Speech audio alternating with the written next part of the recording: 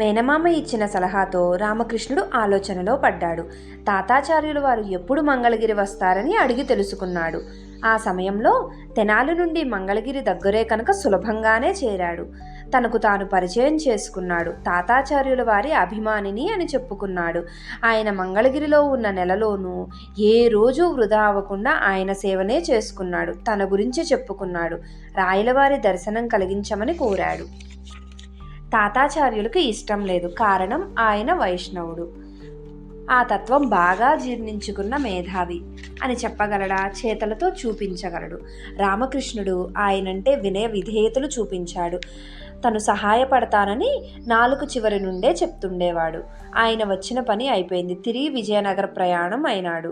ఆ సమయంలో మరొకసారి తన గురించి రామకృష్ణుడు గుర్తు చేసుకున్నాడు. నాకు నువ్వు గుర్తుంటావు. నువ్వు నా ప్రియ శిష్యులలో ప్రథముడివి. నేను వెళ్ళాక సమయం చూసి రాయలవారికి నీ గురించి చెప్తాను. విజయనగరం రప్పించే అవకాశం త్వరలోనే కలిగిస్తాను అని రామకృష్ణునికి మాటిచ్చి నమ్మించాడు తాతాచార్యులు.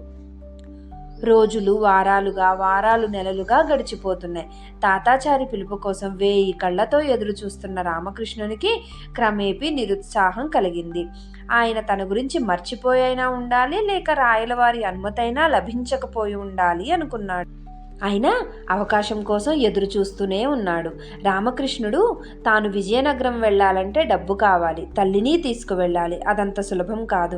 ఇలా ఉండగా రామకృష్ణులకు వారి బంధువుల తాలూకు మంగమ్మతో వివాహమైంది. మంగమ్మ కూడా భర్తకు తగిన భార్యగా ఉంటున్నది.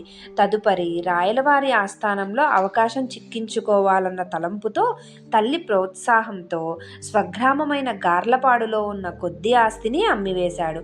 ఆ డబ్బుతో భార్యను తల్లిని తీసుకుని విజయనగరం చేరాడు.